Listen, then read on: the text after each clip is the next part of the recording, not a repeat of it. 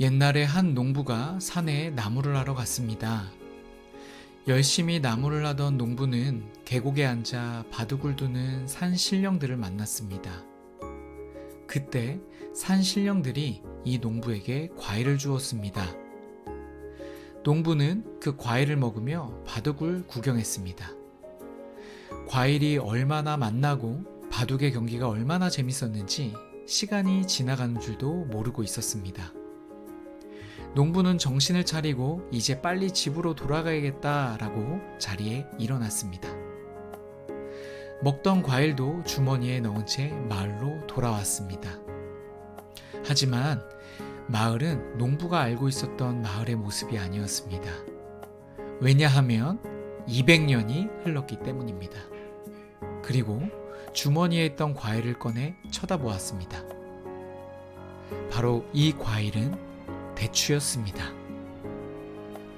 안녕하세요. 건강 한 그릇입니다. 오늘 알려드리는 정보가 유익하다면 꼭 구독과 좋아요, 댓글까지 부탁드리겠습니다. 대추를 먹고 바둑 구경을 하는 동안 200년이 흘러간 농부의 이야기를 들려드렸습니다. 이 내용은 대추의 효능과 두 신령의 재미난 바둑에 집중한 나머지 200년이 흘렀지만 죽지 않고 오랫동안 살 수 있었다는 내용이었습니다. 이렇게 대추는 옛부터 만수무강을 가져다주는 최고의 보양식으로 알려져 있습니다. 실제로 대추는 마음을 다스리고 호흡기를 튼튼하게 해주며 내장 기관과 항암 효과 및 강장제로서의 아주 많은 효능이 있습니다. 중국 황실에서도 장수식품으로 대추를 즐겨 먹었다고 합니다. 우리나라에서는 삼국시대부터 애용한 것으로 알려져 있습니다. 대추나무 한 그루에 대추가 주렁주렁 열리다 보니 자손의 번창을 기원하는 뜻으로 지금도 결혼식 패백 때 신부의 치마폭에 시어머니가 대추를 던져주는 것은 우리의 오랜 풍습이기도 합니다. 대추는 옛부터 복숭아, 자두, 살구, 밤과 함께 5과로 꽃필 만큼 대접을 받아왔습니다. 동의보감에는 대추가 위장을 편안하게 해주고 오래 먹으면 안색이 좋아지며 늙지 않는다라고 소개하고 있습니다. 중국 본초서인 신농본 초경에도 대추는 오장을 보호하고 백약을 도와주는 식품이라고 설명합니다. 대추에 대한 조상 대대로 내려오는 기록들의 이유는 대추의 성분인 페놀성 물질이 풍부하고 비타민 함량이 사과나 복숭아의 약 100배가 될 정도로 많아 미용과 노화 방지에 좋습니다. 대추에는 단백질, 지방, 사포닌, 포도당, 과당, 칼슘 등이 함유되어 있고 특히 비타민 C와 P가 풍부하여 노화를 방지해주고 모세혈관을 튼튼하게 해주어 혈압이나 동맥경화, 뇌혈관 질환 예방에도 좋은 효능을 갖고 있습니다. 또한 콜라겐과 아드레날린의 분비를 활발하게 해주어 세포의 젊음을 유지시켜주고 교감신경을 자극해주어 노화를 막습니다. 대추의 사포닌이 콜레스테롤을 녹이는 작용도 합니다. 거기다가 노화의 원인인 활성산소의 독성으로부터 조직을 보호하고 항상성을 유지시켜 줍니다. 예전엔 대추를 보고도 먹지 않으면 늙는다라는 속담까지 있었답니다. 이렇게 대추는 인간의 노화를 예방하는 최고의 과일입니다. 대추는 노화뿐만 아니라 암 예방에도 좋습니다. 풍부한 비타민과 무기질, 폴라보노이드 성분은 암을 예방해주는 역할을 하며 다량 함유된 식이섬유는 발암 성분을 제거하며 해독 작용을 돕습니다.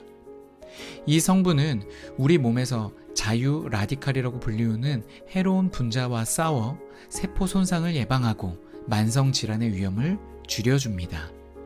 폴리페놀과 플라보노이드는 유방암, 대장암, 피부암 등의 암의 성장을 억제하고 사멸을 유도합니다.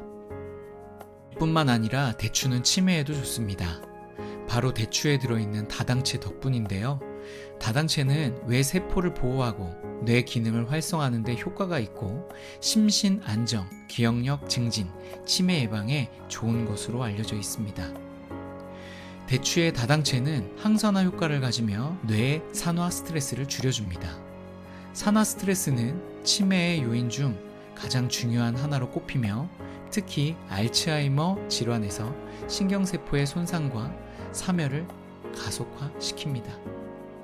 이러한 대추 다당체의 항산화 작용은 신경세포를 보호하고 손상된 신경세포의 재생을 촉진합니다. 여러 연구에서 대추 다당체가 인지 기능을 개선하는 효과를 보여주었는데요. 이는 기억력 감소와 같은 치매 증상의 완화에 도움을 줄 수 있습니다.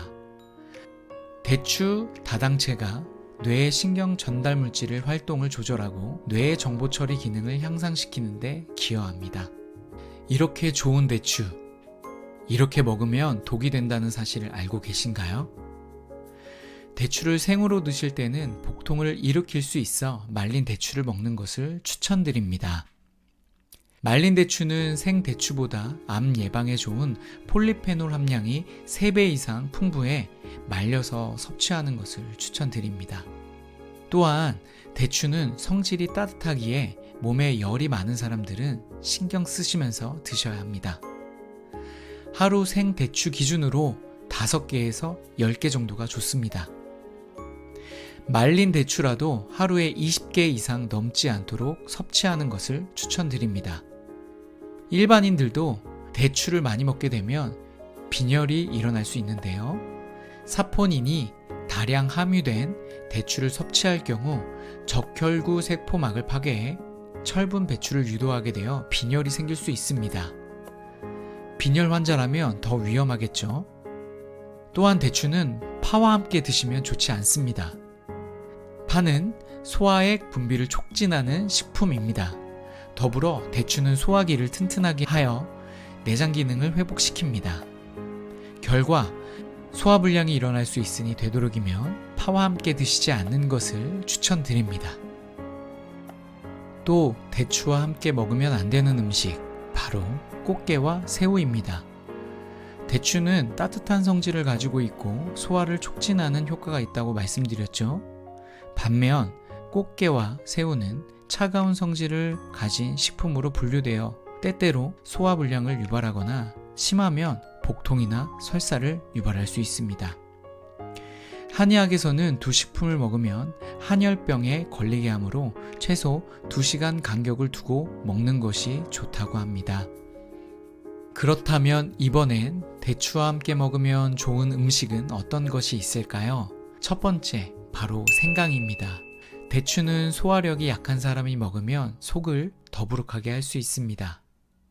생강은 식도와 위장 점막을 자극합니다.